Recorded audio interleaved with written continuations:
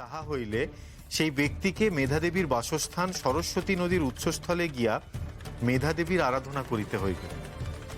মেধাদেবীর আরাধনা করিয়া সেই ব্যক্তি যদি দেবীকে সন্তুষ্ট করতে পারেন, তাহা হইলেই মেধাদেবী আবির্ভূত হইয়া সেই ব্যক্তিকে আশীর্বাদ করিবেন এবং সেই ব্যক্তির উদ্দিষ্ট মনোবাঞ্ছা পূর্ণ হইবে।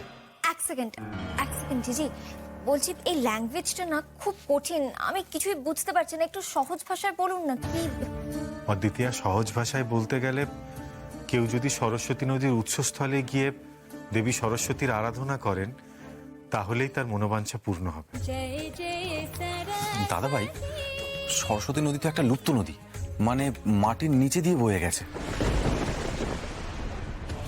তাহলে সেই সরস্বতী নদীর উৎস আমরা জানবো কি করে? হ্যাঁ, দাঁড়া তো দেখি এই ব্যাপারে যদি কিছু লেখা আছে।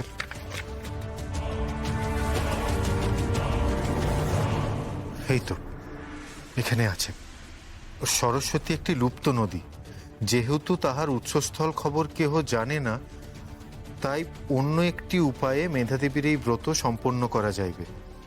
এই বাংলার বিভিন্ন জায়গায় সরস্বতীর 7টি শাখা প্রশাখা বর্তমান, তাহার মধ্যে একটি হইল কপোতাক্ষ। কপোতাক্ষের ঘাটে গিয়া পূর্ণিমার রাত্রে দেবী সরস্বতীর ব্রত সম্পন্ন করিয়া একটি বিশেষ মন্ত্র বলিলেই নদীর জল স্থির হইয়া যায়। তখন নদীকে প্রশ্ন করিলেই নদী সমস্ত উত্তর প্রদান করে। তবে মনুষ্যের সারা জীবদ্দশায় এই সুযোগ একবার মাত্রই পাওয়া যায়। যদি সেই ব্যক্তি কপোতাক্ষের ঘাটে সরস্বতীর ব্রত সম্পন্ন করিতে না পারেন, তাহা হইলে সেই ব্যক্তিকে সরস্বতীর উৎসস্থল সন্ধান করিয়া মেধাদেবীর ব্রত করিতে হইবে। দাদা ভাই, বলছি মন্ত্রটা কি? হ্যাঁ দাঁড়া, মন্ত্রটা এই তো।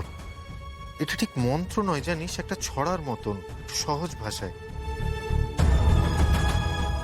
কপোতাক্ষ কপোতাক্ষ নীল জলের নাও, ভুলে যাওয়া সব কথা মনে পড়িয়ে দাও।